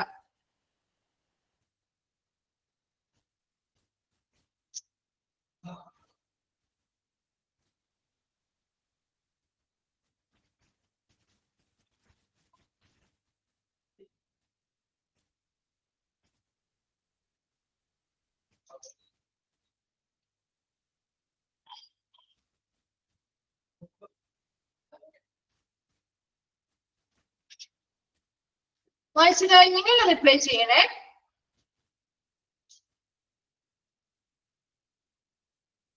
ക്ലിയർ അല്ലേ? നെക്സ്റ്റ് ഭാഗത്തേക്ക് പോവാലോ. നെക്സ്റ്റ് വണ്ണാണ് critical care unit CCU or intensive care unit ICU. നമ്മൾ കേട്ടിട്ടുള്ളതാണ് അല്ലെ, തീവ്ര പരിചരണ വിഭാഗം അല്ലെ. ക്രിട്ടിക്കൽ കെയർ യൂണിറ്റ് അല്ലെങ്കിൽ ഇന്റൻസീവ് കെയർ യൂണിറ്റ് കേട്ടിട്ടില്ലേ ഒരു പേര്? ഇതൊക്കെ നമുക്ക് ഓരോ ഡിപ്പാർട്ട്മെന്റ് ആയിട്ട് തന്നെ പഠിക്കാനുണ്ട് കേട്ടോ, ചാപ്റ്റേഴ്സ് ആയിട്ട്. Critical care unit is a specialty that cares for patients with acute life-threatening illness. ഒരു ICU-ല് അല്ലെങ്കിൽ ഒരു CCU-ല് കേൾക്കുന്ന പേഷ്യൻസ് എങ്ങനെയുള്ളവരായിരിക്കും? ഗുരുതരമായിട്ട് ജീവൻ അപകടപ്പെടുത്തുന്ന രീതിയിലുള്ള അവസ്ഥയിലുള്ള പേഷ്യൻസ് ആയിരിക്കും അല്ലെ. അപ്പൊ അങ്ങനെ ലൈഫ് ത്രെറ്റനിങ് ആയിട്ടുള്ള ജീവൻ വളരെ ഗുരുതരാവസ്ഥയിലുള്ള ജീവൻ അപകടത്തിൽപ്പെടുത്തുന്നത് വളരെ ക്രിട്ടിക്കൽ ആയിട്ടുള്ള ഗുരുതരാവസ്ഥയിലുള്ള ജീവൻ അപകടത്തിലായിട്ടുള്ള അല്ലെങ്കിൽ മരണം വരെയും ചിലപ്പോൾ സംഭവിച്ചേക്കാം എന്നൊരു കണ്ടീഷനിലുള്ള പേഷ്യൻസിന് പ്രത്യേക പരിചരണം നൽകുന്ന യൂണിറ്റ് ആണ് ക്രിട്ടിക്കൽ കെയർ യൂണിറ്റ് അല്ലെങ്കിൽ ഇന്റൻസീവ് കെയർ യൂണിറ്റ് എന്ന് പറയുന്നത്. And the critical care is delivered through a highly specialized intensive care unit. So critical care നമുക്കൊരു ഗുരുതരമായ രീതിയിലുള്ള ഒരു വളരെ ക്രിട്ടിക്കൽ ആയിട്ടുള്ള ഒരു പരിചരണം നമുക്ക് കൊടുക്കുന്നത് എന്തിലൂടെയാണ്? ഹൈലി സ്പെഷ്യലൈസ്ഡ് ആയിട്ടുള്ള ഇന്റൻസീവ് കെയർ യൂണിറ്റുകളിലൂടെയാണ് അല്ലെ. വളരെ സ്പെഷ്യലൈസ്ഡ് ആയിട്ട് അതിനനുസരിച്ച് എക്യുപ്മെന്റ്സും സ്റ്റാഫുകളൊക്കെ സജ്ജീകരിച്ചിട്ടുള്ള ഒരു ICU അല്ലെങ്കിൽ ഇന്റൻസീവ് കെയർ യൂണിറ്റുകളിലൂടെയാണ് നമ്മൾ ആ ഒരു ക്രിട്ടിക്കൽ കെയർ വരുന്ന ഓരോ പേഷ്യൻസിനും കൊടുക്കുന്നത്.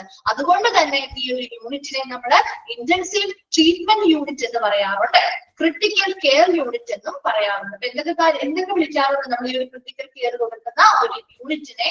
ഇന്റൻസീവ് ട്രീറ്റ്മെന്റ് യൂണിറ്റ് എന്ന് പറയാറുണ്ട്, ഇന്റൻസീവ് കെയർ യൂണിറ്റ് എന്ന് പറയാറുണ്ട്, ക്രിട്ടിക്കൽ കെയർ യൂണിറ്റ് എന്നും പറയാറുണ്ട്. And the patients are usually transferred to ICU after initial stabilization at emergency room, operation theatre or recovery room. ഒരു എമർജൻസി റൂം അല്ലെങ്കിൽ ഒരു കാഷ്വാലിറ്റി നേരത്തെ പറഞ്ഞില്ലേ റൂം എന്ന് പറയാറുണ്ട്. ഒരു എമർജൻസി റൂം അല്ലെങ്കിൽ കാഷ്വാലിറ്റിയിൽ വന്ന പേഷ്യന്റ് ആവാം, ഒരു ഓപ്പറേഷൻ തിയേറ്ററിലുള്ള പേഷ്യന്റ് ആവാം, അല്ലെങ്കിൽ ഒരു റിക്കവറി റൂമിലുള്ള പേഷ്യൻസ്. റിക്കവറി റൂം എന്ന് പറഞ്ഞാൽ ഓപ്പറേഷൻ തിയേറ്ററിൽ നമുക്ക് സർജറിയും കാര്യങ്ങളും കഴിഞ്ഞ് ഒബ്സർവേഷന് വേണ്ടി റിക്കവറി റൂമിലേക്കാണ് മാറ്റുക. അപ്പോ അങ്ങനെ റിക്കവറി റൂമിലുള്ളതോ ഓപ്പറേഷൻ തിയേറ്ററിലുള്ളതോ അല്ലെങ്കിൽ ഒരു എമർജൻസി ഡിപ്പാർട്ട്മെന്റിലേക്ക് വന്നതോ ആയിട്ടുള്ള പേഷ്യൻസിനെ ഒരു ഇനിഷ്യൽ സ്റ്റെബിലൈസേഷൻ എന്താണ്? അതെ, പോസ്റ്റ് ഓപ്പറേറ്റീവ് റൂമാണ്. അപ്പൊ ഇനിഷ്യൽ സ്റ്റെബിലൈസേഷന് വേണ്ടി ഒരു പ്രാരംഭ ഒരു സ്ഥിരത കൈവരിക്കുന്നത് വരെ, ഒരു സ്ഥിരത കൈവരിച്ചതിന് ശേഷം അവർക്ക് കൂടുതൽ അവർക്ക് ട്രീറ്റ്മെന്റോ കാര്യങ്ങളോ പരിചരണമോ ആവശ്യമാണെങ്കിൽ അത് വളരെ നല്ല രീതിയിൽ കൊടുക്കാൻ വേണ്ടിയിട്ടാണ് നമ്മൾ ഈ പേഷ്യൻസിനെ ICUയിലേക്ക് അല്ലെങ്കിൽ ഈ പറയുന്ന ക്രിട്ടിക്കൽ കെയർ യൂണിറ്റുകളിലേക്ക് മാറ്റുന്നത്. And certain patients need to be isolated and need close and individual medical attention. ചില പേഷ്യൻസിനെ നമ്മൾ എന്ത് ചെയ്യണം? ഐസൊലേറ്റഡ് ആയിട്ടിടണം അല്ലെ. അപ്പൊ ഒറ്റപ്പെട്ട രീതിയിൽ നമ്മുടെ കൊറോണ ഒക്കെ വന്ന സമയത്ത് ഐസൊലേറ്റഡ് റൂമുകളിൽ താമസിച്ചില്ലേ? ഐസൊലേഷൻ ചെയ്തില്ലായിരുന്നോ? ചെയ്തു. എന്താണ് ഒരു കേൾക്കാത്ത പോലെയൊക്കെ ഇരിക്കുന്നേ?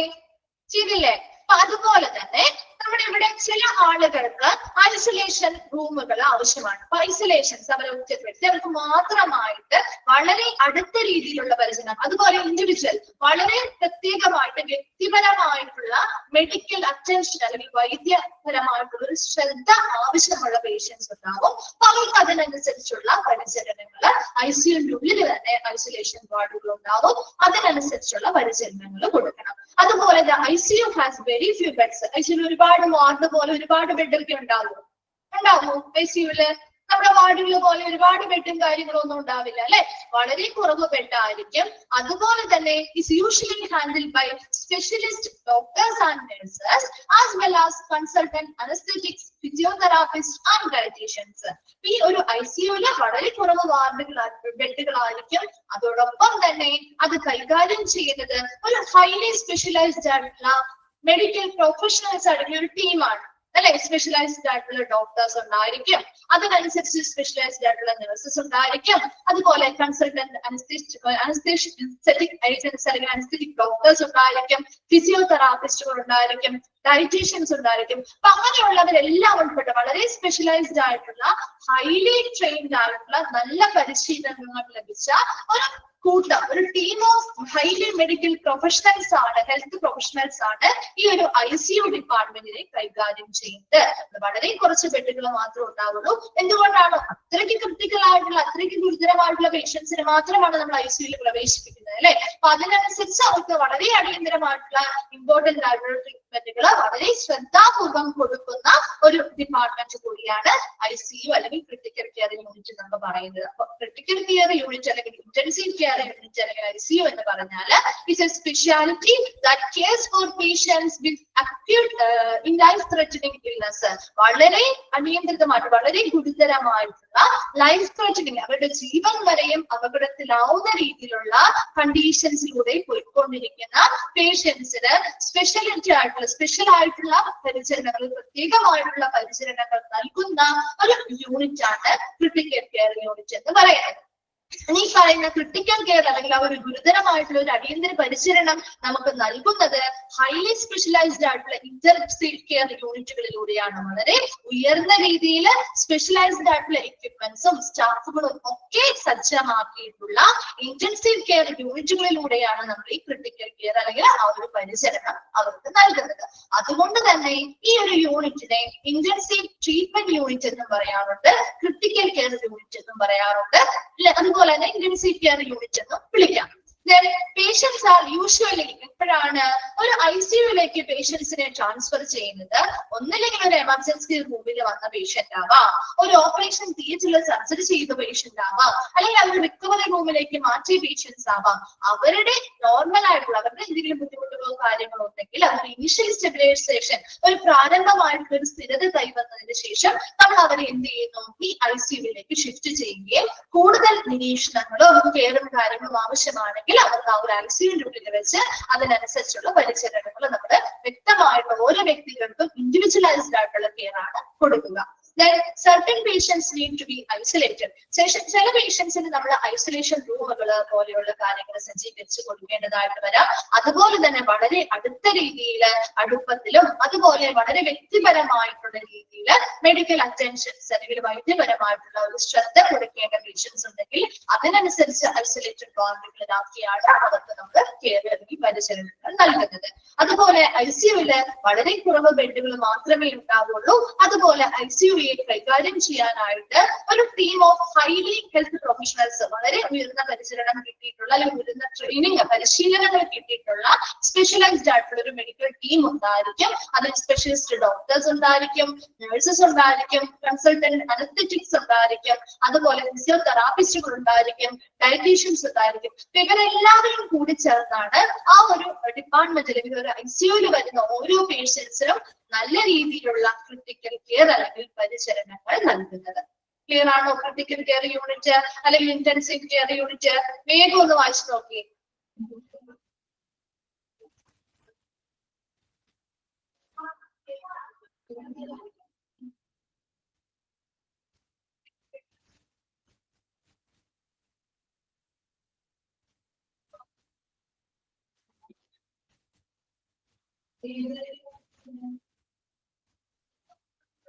ക്ലിയർ ആണെങ്കിൽ ഒന്ന് റിപ്ലൈ ചെയ്യണേ.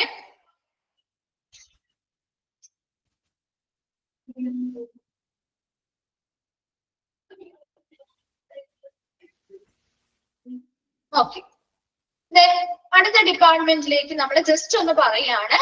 ഡെർമറ്റോളജി, ചെറിയൊരു department dermatology department. Dermatology department എന്താണ്? നമ്മുടെ സ്കിൻ മാത്രമല്ല, സ്കിൻ, ഹെയർ, നെയിൽ, ഈ 3 കാര്യങ്ങൾ അല്ലെ. Dermatology is the science that deals with the diagnosis and treatment of diseases of the skin, hair and nail. നമ്മുടെ ത്വക്ക്, നമ്മുടെ മുടി, അതുപോലെ തന്നെ നഖം, ഈ 3 കാര്യങ്ങളുമായി ബന്ധപ്പെട്ട് രോഗനിർണയം നടത്തുന്നു, ചികിത്സ അല്ലെങ്കിൽ ട്രീറ്റ്മെന്റുകളും നൽകുന്ന ഒരു ഡിപ്പാർട്ട്മെന്റ് ആണ് dermatology department. It offers specialised treatment for all clinical general dermatological problems. പൊതുവായിട്ടുള്ള നമ്മുടെ ത്വക്ക് സംബന്ധമായിട്ടുള്ള അല്ലെങ്കിൽ സ്കിൻ സംബന്ധമായിട്ടുള്ള പൊതുവായിട്ടുള്ള കുറച്ച് രോഗങ്ങളുണ്ട്.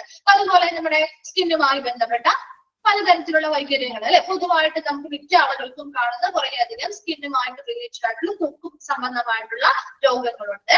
അതുപോലെ തന്നെ നമ്മുടെ ഹെയർ, നമ്മുടെ മുടിയുമായി ബന്ധപ്പെട്ട രോഗങ്ങള്, നെയിൽ, നമ്മുടെ നഖവുമായി ബന്ധപ്പെട്ട രോഗങ്ങള്, അതുപോലെ വെനേറിയൽ ഡിസീസ് എന്ന് പറഞ്ഞാൽ ലൈംഗിക രോഗങ്ങൾ, സെക്ഷൽ ട്രാൻസ്മിഷനുമായി ബന്ധപ്പെട്ട് വരുന്ന രോഗങ്ങൾ. അതുപോലെ തന്നെ the problems including disorders of the dermatology, എന്താണ് skin care and nail and mineral disease and also advanced cosmetic dermatology service for management of problems like acne. ഇല്ലേ, ഇപ്പൊ നമ്മുടെ സ്കിൻ ഡെർമറ്റോളജി ഡിപ്പാർട്ട്മെന്റ് നൽകുന്നതല്ലേ, ഇപ്പൊ പണ്ട് കാലങ്ങളിലൊന്നും ഉണ്ടാകത്തില്ല, ഇപ്പൊ കുറച്ചും കൂടി അഡ്വാൻസ്ഡ് ആയിട്ടുള്ള നൂതനമായിട്ടുള്ള കോസ്മെറ്റിക് സർവീസുകളൊക്കെ കിട്ടുന്നില്ലേ? എന്തിനൊക്കെ വേണ്ടിയാ? ആക്നെ, നമ്മുടെ മുഖക്കുരുകൾ പോവാൻ വേണ്ടിയിട്ട്, ഇല്ലേ, മുഖത്തുണ്ടാകുന്ന പാടികൾ മാറ്റാനായിട്ട്, പിഗ്മെന്റേഷൻ നിറം മങ്ങുന്നതുമായി ബന്ധപ്പെട്ട കാര്യങ്ങള്, വിറ്റിലിക്കോ വെള്ളപ്പാണ്ട് മാറാൻ വേണ്ടി, അതുപോലെ മുടി കൊഴിച്ചിൽ കുറയ്ക്കാൻ വേണ്ടി, അമിതമായിട്ടുള്ള രോമം അൺവാണ്ടഡ് ഹെയർ അല്ലെ, നമുക്ക് അനാവശ്യമായിട്ടുള്ള രോമങ്ങൾ കളയുന്നതിന് വേണ്ടിയിട്ടുള്ള ട്രീറ്റ്മെന്റ്, മോൾസ് നമ്മുടെ മറുകുകള്, അതുപോലെ വാട്സ് അരിമ്പാറകൾ കളയുന്നത്, റിംഗിൾസ് മുഖത്ത് വരുന്ന ചുളിവുകള്, സ്കിന്നിന് വരുന്ന ചുളിവുകൾ മാറ്റാൻ വേണ്ടിയിട്ട്, ഏജിങ് സ്കിൻ അല്ലെ, സ്കിന്നിന്റെ ആ ഒരു പ്രായമാകുന്ന ഒരു ചർമ്മം പ്രായമാകുന്നതുമായി ബന്ധപ്പെട്ട കാര്യങ്ങളൊക്കെ കുറയ്ക്കാൻ വേണ്ടിയിട്ട്, ഇങ്ങനെയുള്ള ഒരുപാട് നൂതനപരമായിട്ടുള്ള നൂതന കോസ്മെറ്റിക് ഡെർമറ്റോളജി സർവീസുകളും ഈ പറയുന്ന ഒരു ഡിപ്പാർട്ട്മെന്റ് വഴി ഇന്ന് ലഭ്യമാണ്. ഒരു ഡെർമറ്റോളജി ഡിപ്പാർട്ട്മെന്റ് എന്ന് പറയുമ്പോൾ സ്കിന്ന് മാത്രമല്ല, അവിടെ സ്കിന്നുണ്ട്, ഹെയർ ഉണ്ട്, നെയിലുണ്ട്. ഇതുമായി ബന്ധപ്പെട്ട ഡയഗ്നോസിസ് ചെയ്ത രോഗനിർണയം അല്ലെ, വിറ്റിലിഗോ എന്ന് പറഞ്ഞാൽ വെള്ളപ്പാണ്ടുണ്ടാവുന്ന അവസ്ഥയിലെ, അതാണ് കേട്ടോ. സ്ട്രെച്ച് മാർക്സ്, അതായത് റിംഗിൾസ്, ഇപ്പൊ ചുളിവുകള്, സ്ട്രെച്ച് മാർക്സ്, അങ്ങനെയുള്ള എല്ലാം നമ്മുടെ സ്കിന്നുമായി ബന്ധപ്പെട്ട പ്രധാനപ്പെട്ട എല്ലാ പ്രോബ്ലംസിനും ഇപ്പൊ പുതിയതായിട്ട് പലതരത്തിലുള്ള ഡെർമറ്റോളജി സർവീസുകൾ ഈ ഒരു ഡിപ്പാർട്ട്മെന്റ് പ്രൊവൈഡ് ചെയ്യുന്നുണ്ട്. അപ്പൊ ഇതിനൊക്കെ സൊല്യൂഷൻസ്, പ്രോബ്ലത്തിനുള്ള സൊല്യൂഷൻസ് ഈ പറയുന്ന ഡെർമറ്റോളജി ഡിപ്പാർട്ട്മെന്റ് നൽകുന്നുണ്ട്. ഓക്കെ, സ്കിൻ കെയർ അതുപോലെ തന്നെ നെയിൽസുമായി ബന്ധപ്പെട്ട്. വാട്സ് എന്ന് പറഞ്ഞാല് നമ്മുടെ അരിമ്പാറയൊക്കെ ഇല്ലേ, കണ്ടിട്ടില്ലേ നിങ്ങൾ അരിമ്പാറ? അതാണ് കേട്ടോ. അപ്പൊ ജസ്റ്റ് ഒന്ന് വായിച്ചിട്ട് വരാം. നെക്സ്റ്റ് ക്ലാസ്സിൽ മിസ് ഒന്നുകൂടി ക്ലിയർ ആയിട്ട് പറഞ്ഞുതരാം കേട്ടോ, ഡെർമറ്റോളജി. അപ്പൊ ബാക്കി എടുത്ത ഭാഗങ്ങളും ടെക്സ്റ്റ് ഉള്ളവരൊന്ന് വായിച്ചിട്ട് വരാം കേട്ടോ. ഡൗട്ട്സ് എന്തെങ്കിലും ചോദിക്കാം. Okay, thank you.